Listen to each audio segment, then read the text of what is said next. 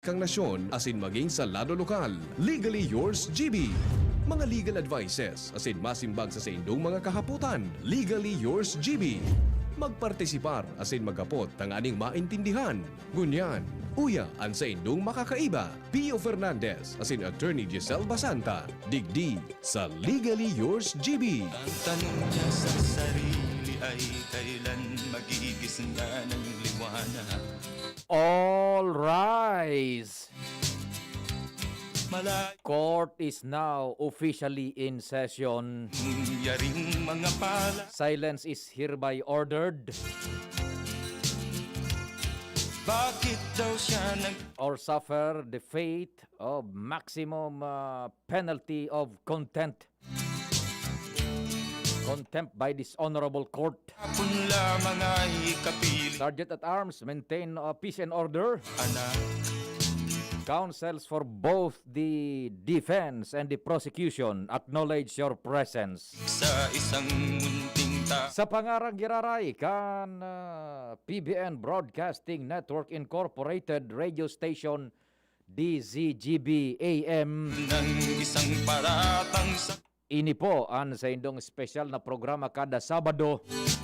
Legally Yours GB. isang krimen na di naman niya ginawa. Sarong oras kitang mag-iriba-iba sa paagi kan pagdiskutir, pagpaliwanag kan man iba-ibang informasyon asin provisiones kan lay na dapat niya itong maintindihan asin maiaplikar sa oral daw na pagbuhay-buhay para sa proteksyon kan sa tuyang pagkatawo asin kan sa tong propriedad and syempre ang pagrespetar man kan diretsos kan sa tuyang kapwa. Legally Yours, GB. Sarong oras po yan. Ng isang nilalang na May mga trivia na dapat niya itong masabutan. ilan pang Siyempre, ang pag-akomodar kan kahaputan, pwede ka mo tabi sa sakuyang number 0926-0156-020. walang mahirap Sa Smart 0961-759-0888. Yan. Sa pagkatapos kan trivia, siyempre, madiskutir na ang sa tuya pong haharapin na niya ang resident attorney kan man iba-ibang provisiones kan lay. Or pwede man po diyan sa messenger account ko, hanapon lang nindo Pio Fernandez. Or diyan po sa chatbox kang DZGB News Online. On air, region-wide, sa radyo, nadadagog ang DCGB sa bilog na Bicol, maging sa luwas ka na Rehiyon 5. Netwide, sa bilog na Kinaban, nahihiling nadadangog DZGB. na di naman Sa muyong official Facebook page, DZGB News Online. Kapartner ko, wala na bang katarungan ng isang nilalang ang minasostiner. niya. Salamat sa mahal na Diyos. Ang tulad niya Nabudjing. turusan ng wala Talagang titawang kita ng proteksyon. Siguro may mission kita talaga bunding ano. Kaya man kita nagkakahelang ka na kung ano pa man. panta Salamat amang Diyos. mahirap Bunjing Tanay in the house. Newsroom, News Manager Mardela. kami ang nagdurusan Ako po ang sa indong presiding officer, ang sa indong pong public information officer ng bayan. PIO ng bayan, Pio Fernandez. ilang araw na lamang haharapin na niya ang bitayan. Paano niya isisigaw na siya'y sadyang walang kasalanan? Maray Naga, Luzon, Visayas, Mindanao, Kinaban, asin sa mga paraantabay man niya to sa DZGB AM. Good morning sa Ligaspi. Kaalam, Albay District, asin sa Daraga. Diyos na rin ang siyang baha. Tinaman po dyan sa mga taga Catanduanes, marhay na aldaw tabi sa Indo, pati sa man iba-ibang probinsyas kan Bicol. Welcome na po sa programa. Dahil na pagparahaluyon, sa tuya pong resident attorney, ang kagayon ng kay ni Bunjing, may mga trivia kitang pinag-abangan. Mga Latin maxims na daytay si kung anon minabuto kada Sabado and sa tuyang naaplikar yan sa oral daw na pagbuhay-buhay ano. Sige, we now have our resident attorney saan sa tuyang panyero ng bayan, ano? Si Attorney Giselle Basanta. Good morning. You are now recognized. Yes, Ping. Salamat sa iyo, Ping. Salamat man sa mga pakilang yung yatok sa Legal Years TV. Happy Saturday. As in, happy World Environment Day po sa gabos pang mga pakilang nyo. Ini po bagang aldaw ng Hulyo 25, iyo po ilang pinagdeklara kang United Nations bilang Environment Day. As in, katakod po kayo ng World Environment Day, ang mga topic na po, ang mga trivia na po, may kinaraman mo po sa mga konsepto sa environment. Kung maano talaga po, bako masyado ladok ang pagsabot sa tuyang mga namamaluhaan, may kinaraman sa mga batas in connection sa pagpropehir, asil pangataman sa tuyang kapalibutan. Asil man, ang sa tuyang legal trivia mo yan, masentro po siya sa konsepto, kailing intergenerational equity. Ano ba yung intergenerational equity? Ini pong intergenerational equity, pinag-coin kang sa tuyang Korte Suprema sa sarong kaso. Ang kaso kan Oposa versus Factoran. Digdi po mga minor de edad po ang nag-file yung kaso para agad sa DNR na kansilaron ang mga timber license agreement o yung mga TLA, pagpuputol yung mga kahoy, yung mga laging concession na itong mga nakaaging panahon. Digdi po sa kasong ini, pinagpunay siya ni dating Chief Justice Hilario Davide, asin sa iyang pigcoin ilang intergenerational equity. Sa madaling sabi, ilang intergenerational equity, sabi digdi po sa prinsipyong ini, ang mga presenting henerasyon, sabi po, kita daating ang present generation entrusted o nakatangan na pangakamanan ang mga resources naturales. Katakot pili bilang nakatangan o trustee kay ng mga natural resources ta.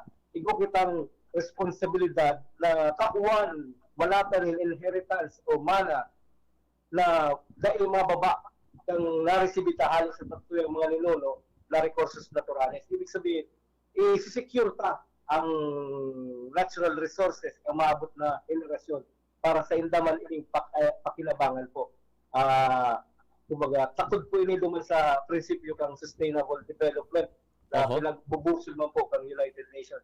Kasi kita baga po Ping, ang environment finite o ibig sabihin, bako siya infinite o bako siya walang katapusan. Kaya po antang pakatamanan ini i-conserve asin imantina kunda mawawakan kita asin ma-endanger po ang survival kang humankind pag data pinangatamanan na sa tuyang kapalibutan po. Iyan, kumbaga Attorney Giselle, secure the present and ensure the future. Yan. Yes, Ping. Yan ang perfect slogan Ping ng intergenerational equity na nagsasabi pa yung Ping. Yan. Mahal ang bayad kan sa kuya Attorney Giselle. Kuli ka lang na information officer kang DNR. O kayo lang slogan mo. Good, no? Secure the present, ensure the future. Yo, good man. But sabihon palantabi, Senyor Abogado, panyero ng bayan, kaipuhan, pangatamanan ta ining presente niya tong rekursos naturales na tanganing sumasunod na henerasyon igwang makukuanin day dapat hababa siring day dapat magbaba sa nakukuatangon niya na benepisyo dapat langkawan pa yan over. Yes po Ping, iwan po baga po ang pigbubusol kang sa tuyang gobyerno in compliance sa Millennium Development Goals. Sabi ng MDG kang United Nations na pangatamanan po ang resources naturales kang sa tuyang nasyon sa pagiging mga patas. Asin man ka mga inisyatibo na ang kamautan sa na po ang masecure ang natural resources na po. Asin iwasan po yung mga wastage araw kang sobrang pag-distress sa tuyang kapalibutan araw kang pagpawawa ng mga polluted discharges o effluents sa mga business. Mhm. Asil man po ang dahing pakundangan na pagpuputol ng kahoy, asil pag-destroy kan sa tuyang mga natural ecosystem o ining pag-destroy kan sa tuyang biodiversity po. Yan, oh sige.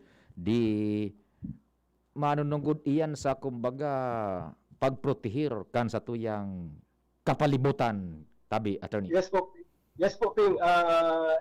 Ang legal basis niya po, iyo po ang sa tuyang fundamental law mismo po.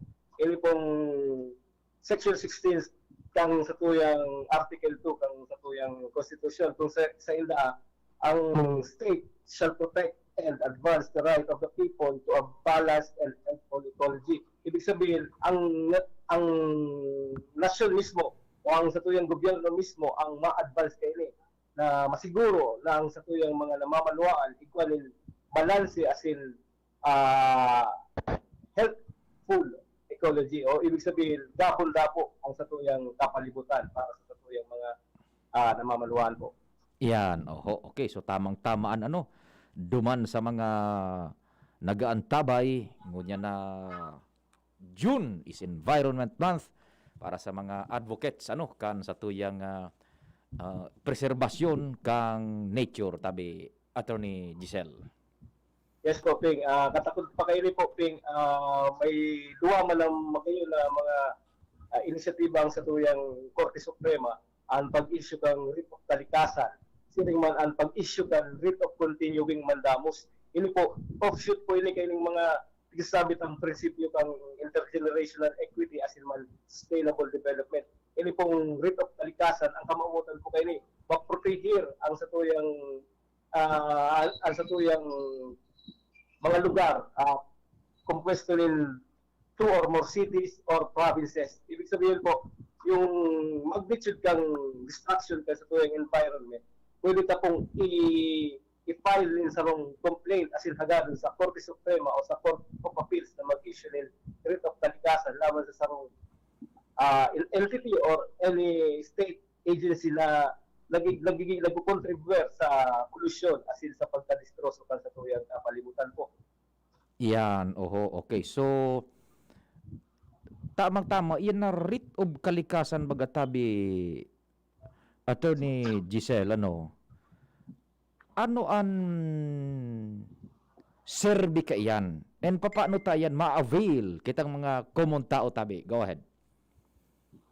Yes, Ping. Ang serbi po kayo, kumbaga, mataunin proteksyon ang sa tuyang korte laban sa paghagos na pagkadistroso. Kumbaga, paghagos na pagkadistroso ng environment.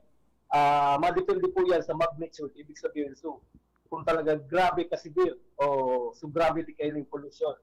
Kasi ang writ of kalikasan sarong extraordinary remedy na madepende po siya sa magnitude ng environmental damage nangyayari sa duwa o sobra sa duwang cities or provinces. Ibig sabihin may mga rekisito siya dapat yung magnitude ng environmental damage must affect 2 or more cities or provinces po.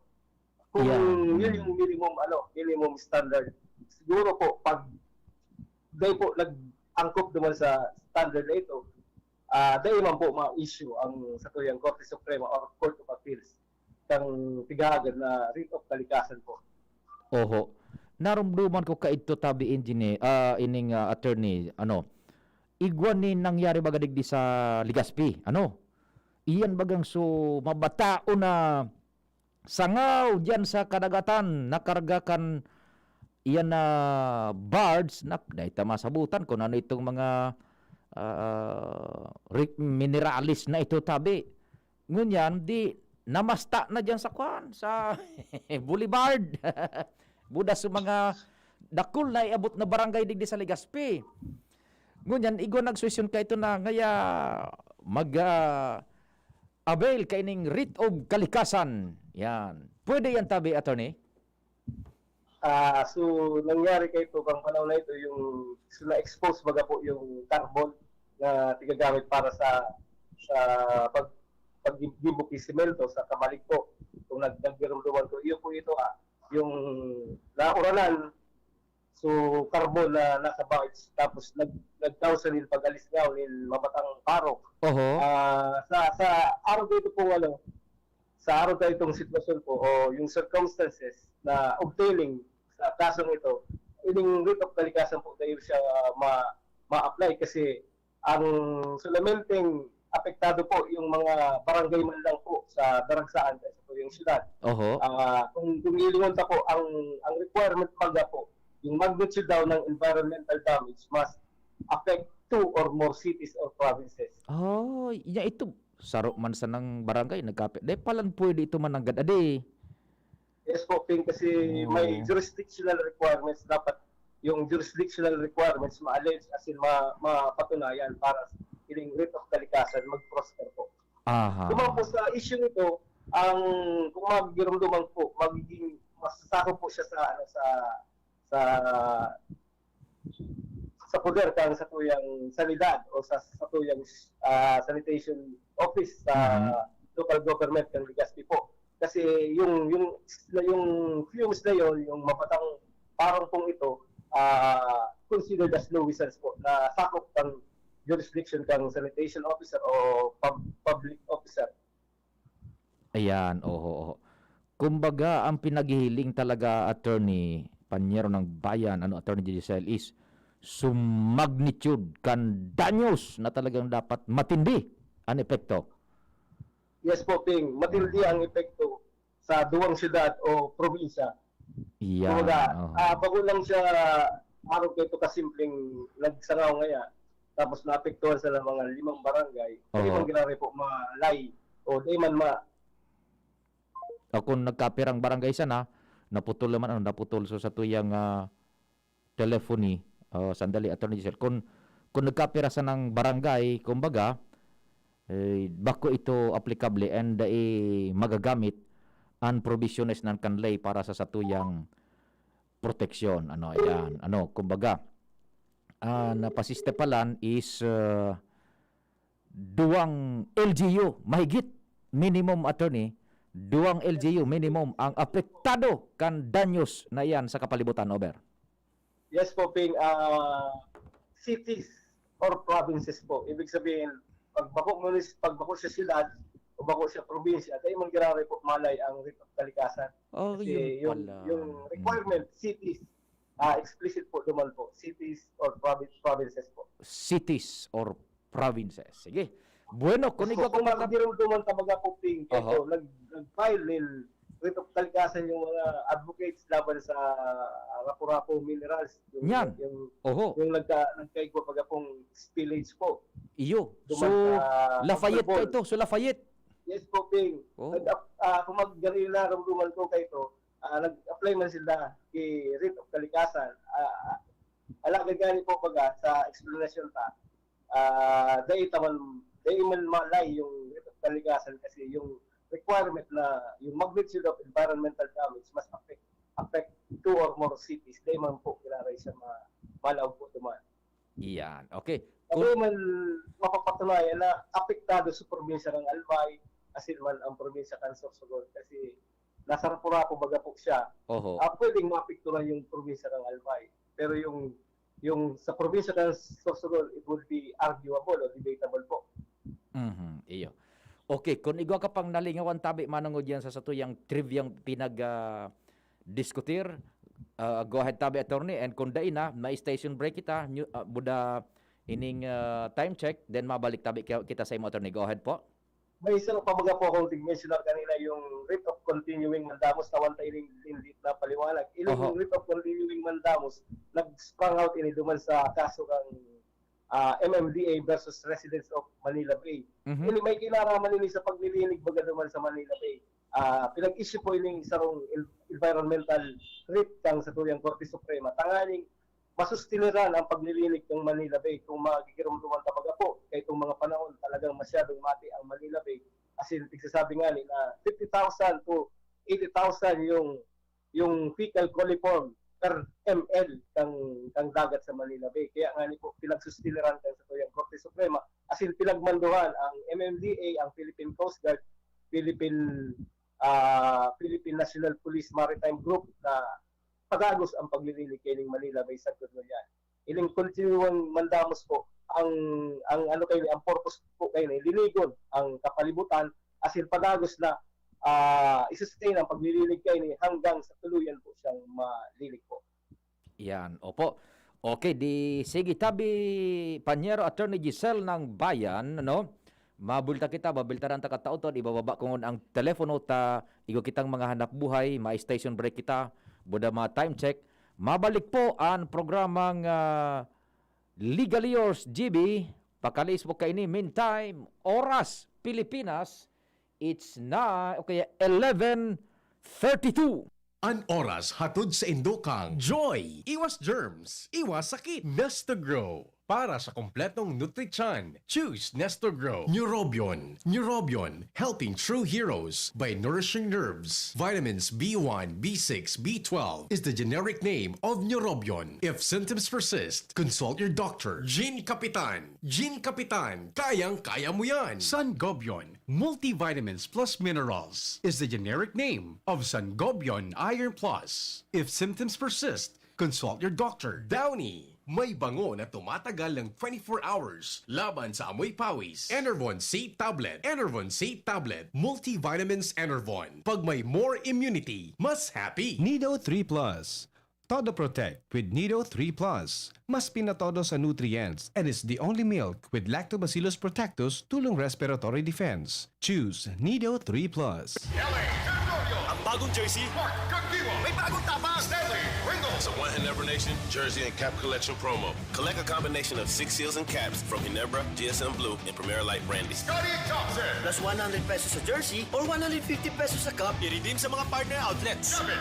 Never say die. Ginebra tayo! May bagong tapang sa One Ginebra Nation. See posters and print ads for details. Promo runs from April 16 to June 15, 2021. Per DOH, FDA CFRR permit number 0219 series of 2021. Drink responsibly. For more details, follow us at Ginebra San Miguel's official Facebook account, www.facebook.com/Barangay Ginebra. Realize true comfort and relaxation at Dorotea Resort and Spa, a perfect venue for family outings, couple retreats, and various functions such as weddings, birthday parties, corporate seminars, and conferences. Dorotea Resort and Spa. We have backpackers rooms, standard rooms, deluxe, suite, and a penthouse. Also, relax and rejuvenate with our spas and invigorating treatments, services, and facilities. Dorotea Resort and Spa. Kahugutan, Bakakay, Albay. For reservation, contact us at 0917-836-7454 or 0998-863-5568. Find us on Facebook, Dorotea Resort and Spa. Relax, rejuvenate, and enjoy. Only here at Dorotea Resort and Spa. Brad, anong may lakas ng 5? Revicon. Para sa mata? Revicon. Puso? Revicon. Muscle? Revicon. Buto? Revicon. Dugo? Revicon Forte. Lakas ng 5. 5 piso lang SRP. With proper diet and exercise, Unilab yan. Multivitamins plus minerals plus amino acids ang generic name ng Revicon Forte.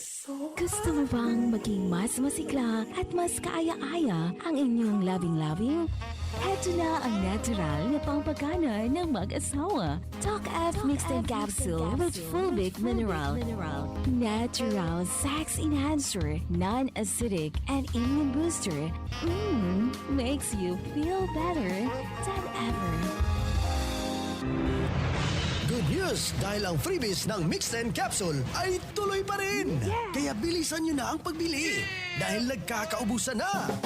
Sa bawat bili ng Mixed and Coffee Box, may libreng 10 Mixed and Capsule Energy Booster, the natural sex enhancer. Available at thebigcstore.com, thebigsea.or, supermarket, malls, Doc Alternativo Centers at sa inyong mga suking butika.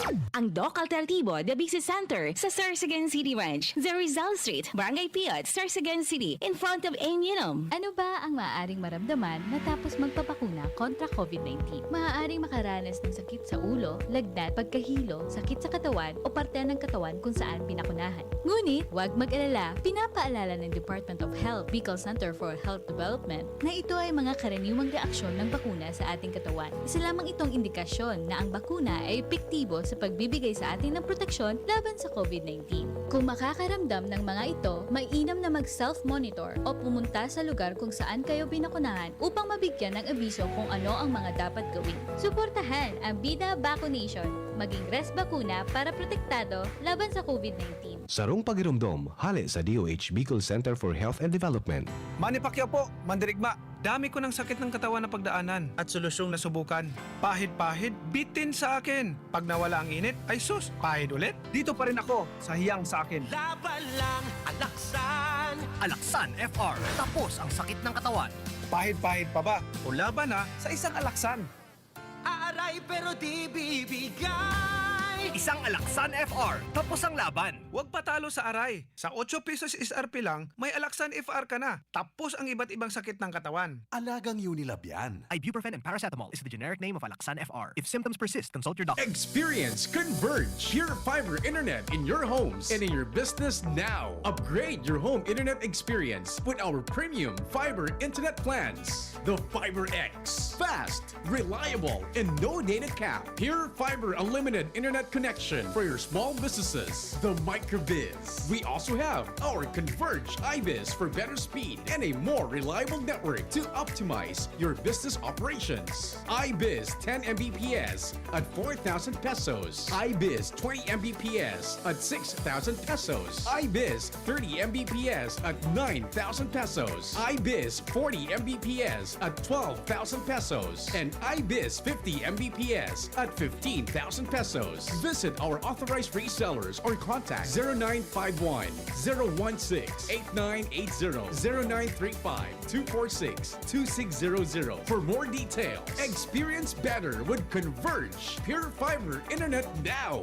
Sa pulugan payo asing kalintura, ang Biogesic, maaasahan ng tibay, igwapang alaga. Kasi pag mapusog ang bulong, baka makaraot. Matibay ang alagang Biogesic. Ingat! Unilab yan. Paracetamol is the generic name of Biogesic. If symptoms persist, consult your doctor. Sa sakit ng ulo at lagnat, ang galing ng alagang Biogesic. Inihahandog ng Goldshine Pharmaceuticals Incorporated ang Magkape at Magkamilyon sa Jim's Coffee Raffle Promo. Ang isang entry ay dapat may kalakip na 5 sachets. Any combination ng alingmang Jim's Coffee product. Ang mga proof of purchase na ilalakip ay dapat may expiry year na 2021 onwards. Ilagay sa puting sobre kasama ang pangalan, edad, kumpletong address, contact number, firma. Kung anong Jim's Coffee variant ang inilakip, ang pangalan ng tindahan kung saan binili ang Jim's Coffee at ang promo title. Ihulog ang mga entries sa mga partner outlets nationwide. Magkakaroon ng preliminary draw kung saan 6 ang pwedeng manalo ng 100,000 pesos at 27,000 pesos sa bawat partner outlet. Ang grand draw ay sa December 22, 2021 kung saan isa ang maswerteng mananalo ng 1 milyong piso. 1 million pesos. Ang kanyang partner outlet ay magkakamit ng 100,000 pesos. Mayroon ding 27 winners ng 27,000 pesos each. Magkape at magkamilyon sa Jim's Coffee Raffle Promo. See posters and print ads for more details. Promo period is from April 9 to December 5, 2001. Per DOH FDA CFRR permit number 0133 series of 2001. Lahat tayo may mga mahal sa buhay. Pero hindi dapat mahal ang magmahal, kaya huwag mahihiyang magtanong. Sa RightMed, gamot na maaasahan. Kayang araw-arawin. Dahil ang RightMed para sa lahat. If symptoms persist, consult your doctor. Bawat aray! May alaga kang maaasahan mula sa Unilab. Alagang nagbibigay ginhawa. Alagang maingat magpagaling. Alagang tumutulong magbigay ng proteksyon.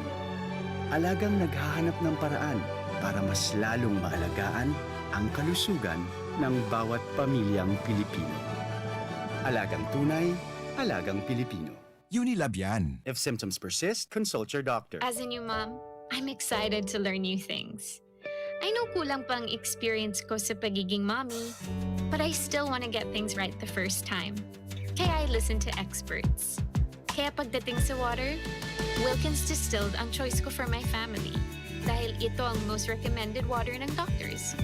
At kung nire-recommend nila, approve sa akin. This is Ann Curtis, and my family is worth a Wilkins.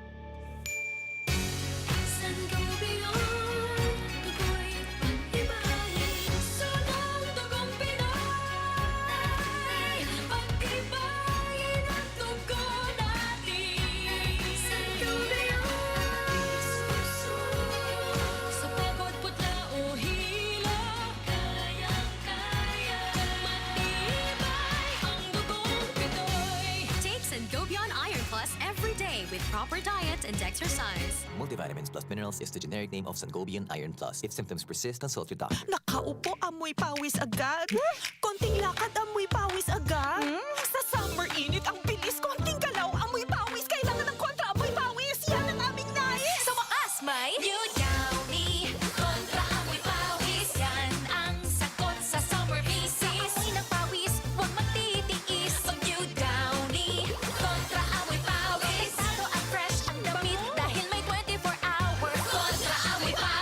based on technical testing and consumer agreement data. New Downy Kontra Amoy Pawis. May 24-hour Kontra Amoy Pawis protection. Dakol gibuhon?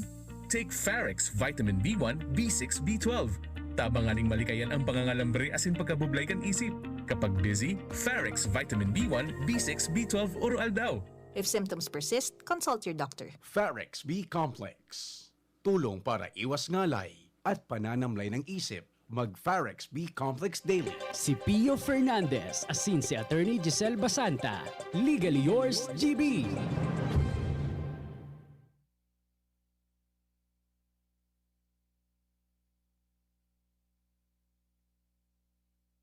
Nahiling mo ng bunjing.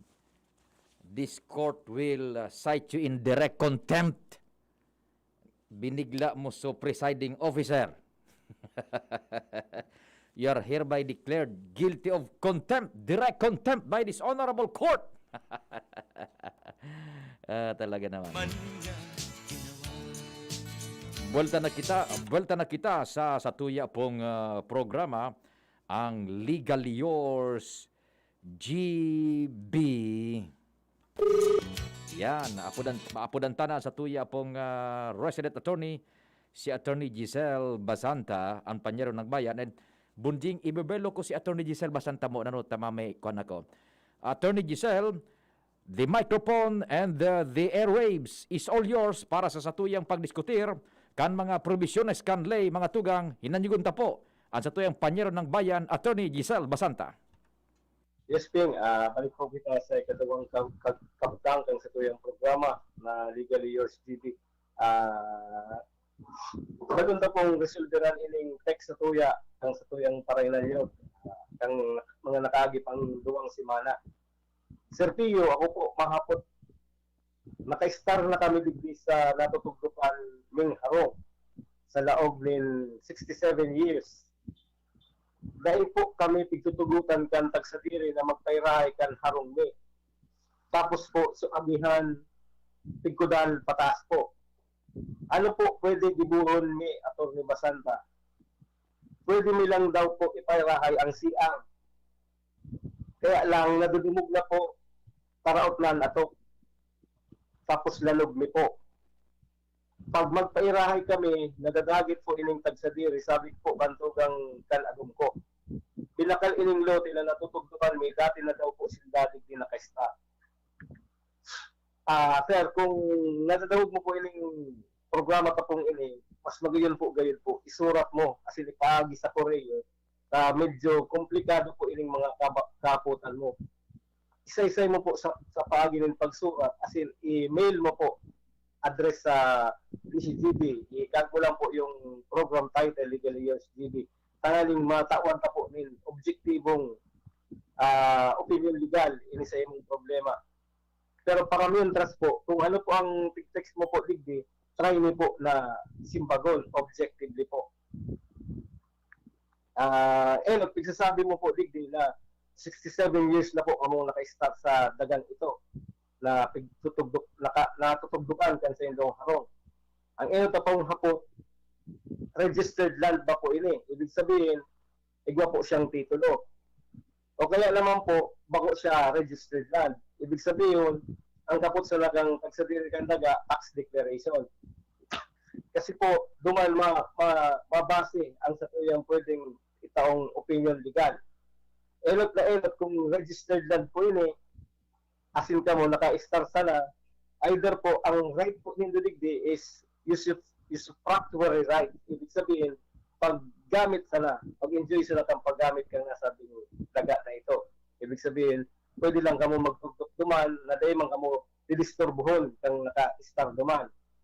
Subject sa mga pinagkakasunduan nindo. Kung babasihan ko po yung text mo, nag-emanate ang sa imong possessory rights duman sa pamilya ni Mrs. mo. Sabi mo nga ni, sutog ang dakang agum ko. Ikaduwa naman po, kung bako siya registered land, iba na naman po ang magiging kasimbagan na po. Dahil ang registered land ay ang bako rehistradong taga. Subject po siya sa tigsasabi pang acquisitive prescription. Dahil ilingon ta po yung issue na 67 years na kamo pong nag-i-erok sa dagang ini. Sa loob po ng 67 years, asin ining daga, bago siya po rehistrado. Ibig sabihin, tax declaration sana ang kapot kang nag-claim na tagsadiri kang daga. Sa loob ng 67 years po, malay na po yung magiging diretso na po nito ang acquisitive prescription. O ibig sabihin, sa loob ng 30 anyos na pinag-erokan nito ang dagang ito, ili po, technically, o by fiction of law, sa Indo na po, pagrugaring na po nindo ilo. Given na unregistered land ining tigtutugdo ka nindo. Alagan po, kung rehistrado nga ni po ini, wala mo po kamong greater, o wala po kamong superior right, o mas halangkaw na diretso, tumal sa tunay na tagsadiri kang dagang ini. Ibig sabihin, actual possessor po lang kamo. As in, mabaw po kamo, o mas ababa ang sa indong diretso kumpara duman sa totoong tagsadiri kang rehistradong daga. Kasi ang lapse of time o prescription, dai siya malay, o ibig sabihin, dai niya pwedeng daugol ang rehistradong titulo. Pero ano man po ang mga diretso nito bilang usufructuary o ang sarong persona na igusan ng right of usufruct sa daga. Ang usufruct po paano, nakakonstitute yan sa sarong daga, ibig sabihin, ibang tagsadiri, asin ang tagsadiring ini, itutugutan sa ng sarong individual o ang sa iyang pamilya na maggamit kang sa iyang daga in the premise na imamantinir niya o ipipreserve niya ang nature kayo niya. Bilang usufructuary o nag-actual possessor kang dagang ito, siyempre po, diretso mo po na i-preserve ang humanity mo po. Ibig sabihin, igwa ka pong right na pangatamanan ang salud mo, pangatamanan ang mga pamilya mo laban sa mga naturalesa, araw kayo yung pag-uran, pagbabagyo. Kung kaya, igwa ka pong right na i-mantinir ang sa iyong harong. Maski nga mag-protest ang tagsadiri, siyempre bilang tao, ipuan mo man po, i-preserve lang sa iyong right against natural elements, yung mga pag-uran, pagbabagyo. Kung kaya po, dapat po, i-mantinir mo sa iyong harong.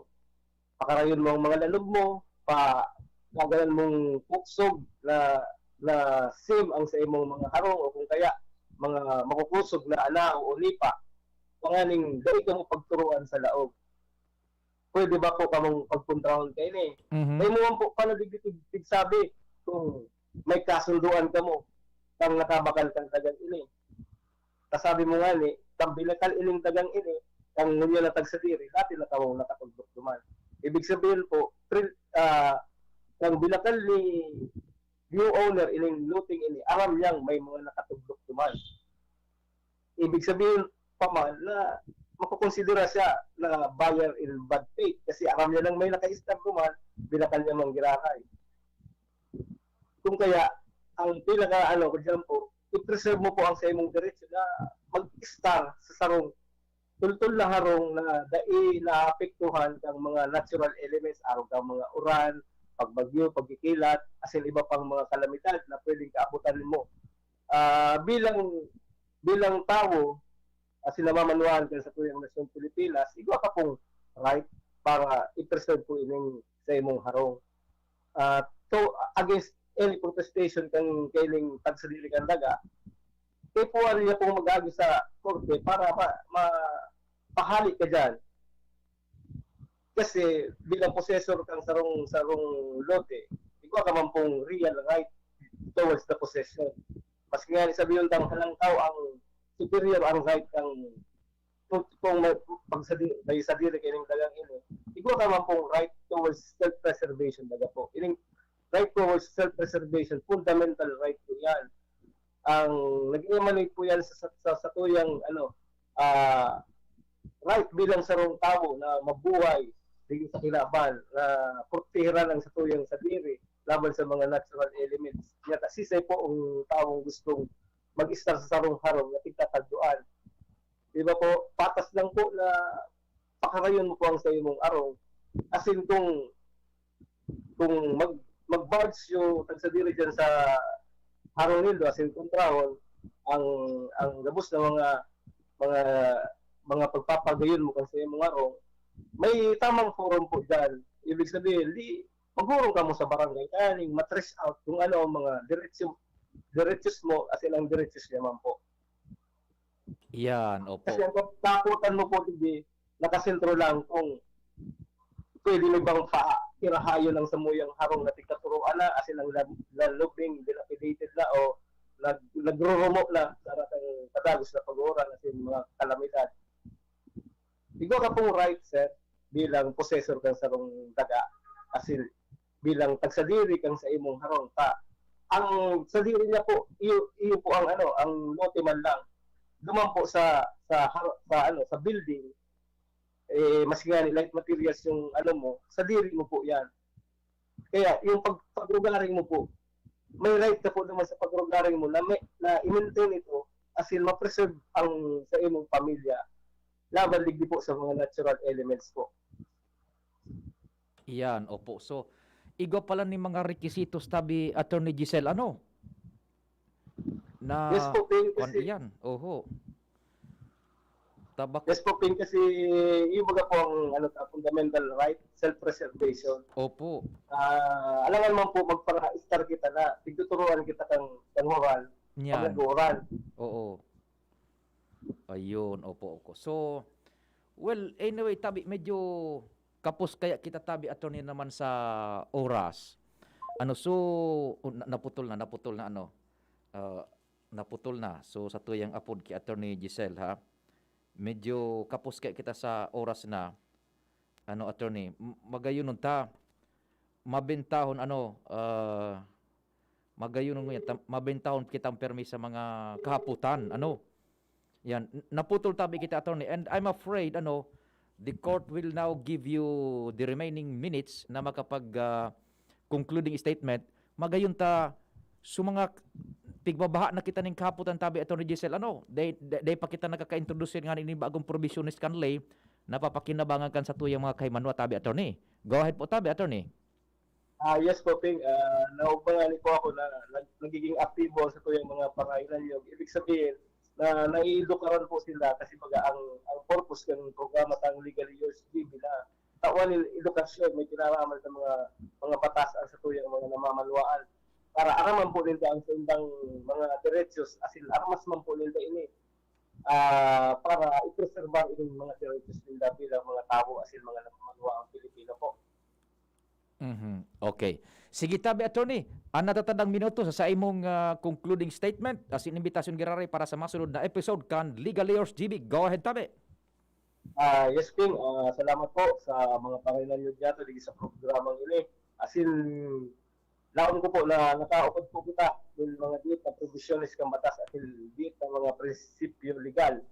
So next time po, mag-aragal ginawin po kita sa laog din sa oras asin aramon ta sa tuyang mga diretsos para sa oral daw yatong pagbuhay-buhay. Sa liwat po, ilin po si Jess Basanta asin Marayna Aldaw sa Gabos po.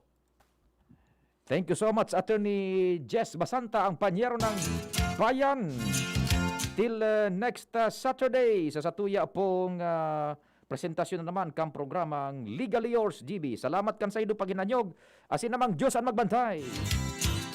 Paano niya isisigaw na siya isa diyang walang kasalanan? Sa indung nadangog ang programang Legally Yours GB. Abangan giraray sa masunod na Sabado, digdi sa DZGB. Legally Yours GB.